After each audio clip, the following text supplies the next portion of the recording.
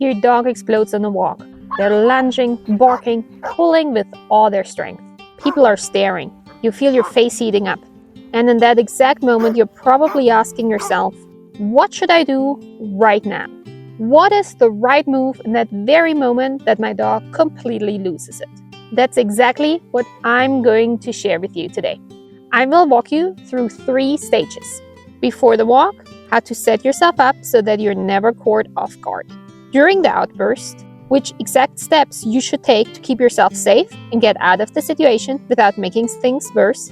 And after the outburst, how we analyze the situation so that your dog can improve going forward instead of just repeating reactivity over and over.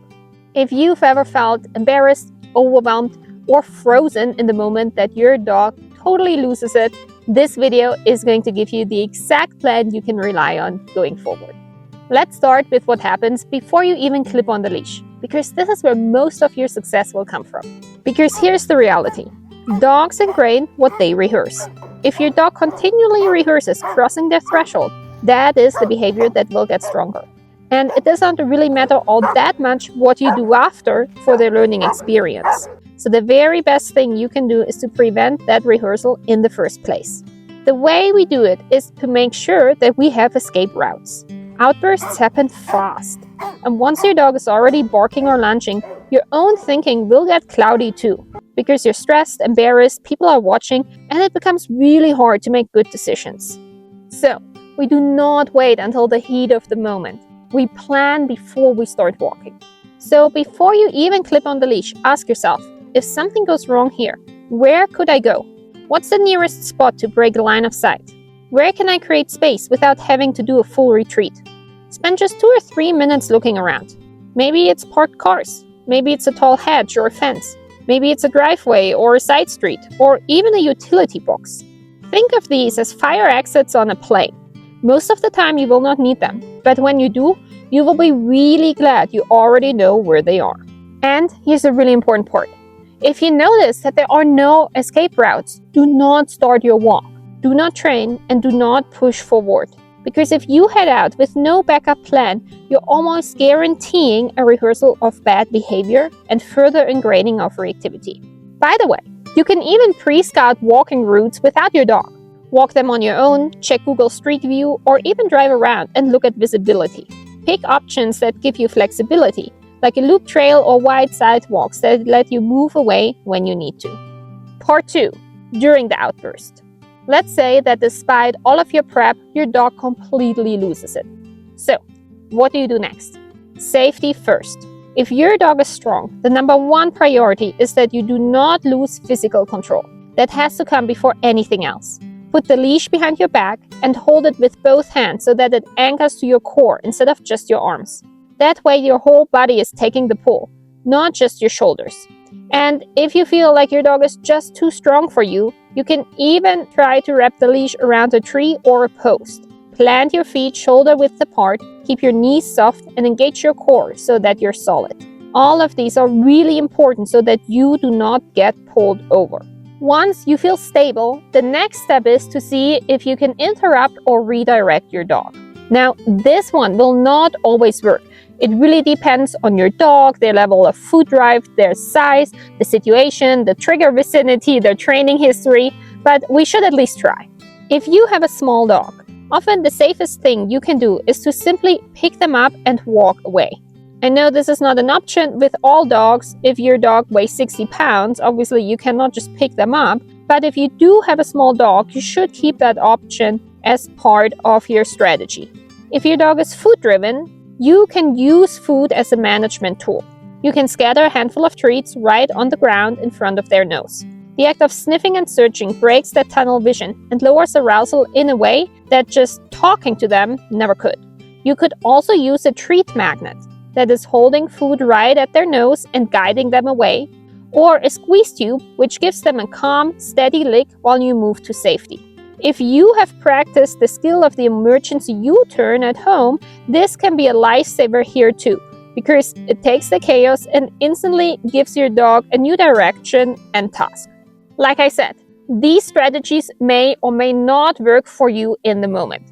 If your dog is too large to be picked up, your dog is unable to respond to any cues, and your dog is unable to take food, then we just move straight to step 3. It's time to actually use our escape route. This is really important. Step behind a parked car so that the other dog or person is no longer in sight. Move behind a hedge, a fence, or even a garbage bin. Anything that blocks your dog's view will make a huge difference in how quickly they can calm down. You can also duck into a driveway or a side alley if that's available. And if you drove to the walk, do not be afraid to just go back to your car. Let your dog decompress in a safe space with a chew or lick mat instead of trying to push on with a walk that's already gone sideways. And here's something I want you to know. Ending your walk early is always an option. If you feel like you cannot safely handle your dog on the walk, if you feel like you cannot turn this into a positive learning experience, then simply go home to protect your dog from rehearsing that same explosion over and over. I promise that in the long run, that will actually set both of you up for calmer outings. Finally, after the outburst. Once you're out of that stressful situation, take a moment to decompress. Both you and your dog need that breather. But don't forget about it. Every mistake is data. So ask yourself, how close was the trigger? Where exactly did it surprise me? What worked? What didn't? And what am I going to do different next time? Because the really important thing is that we reduce your dog's continuous outbursts as much as possible. And by the way, if you find yourself constantly asking, what should I do in the moment that my dog completely loses it? That's not actually a training problem. That's a management problem. It's a management problem before the walk ever starts. Because the solution isn't to get better at handling explosions. It is to stop setting up situations where explosions are unavoidable. So, I want to stress this.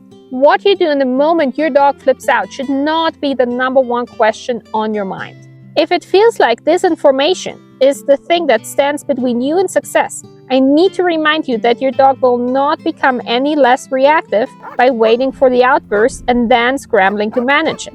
The key to change their reactivity is through calm, planned setups where they do not cross the threshold in the first place. I actually like to compare this to cooking. Imagine you're hosting a dinner party and you burn your main course. In that very moment, you just do whatever it takes to fix it. Maybe you start cooking something else. Maybe you call a friend and ask them if they can bring a meal. Or maybe you order Uber Eats.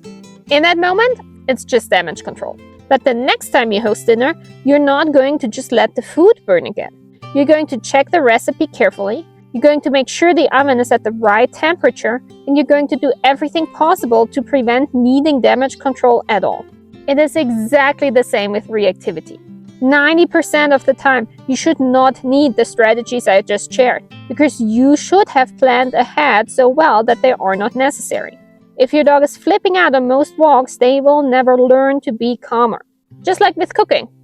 If you burn the food once, that's okay, you fix it. But you do not just burn the food 5 times in a row and hope that magically the outcome will change. So yes, have these damage control tools ready, because sometimes you will need them. But the real progress happens in the planning before the outburst ever begins. As always, if you have questions, if you have comments, feel free to drop them below and I will get back to you shortly.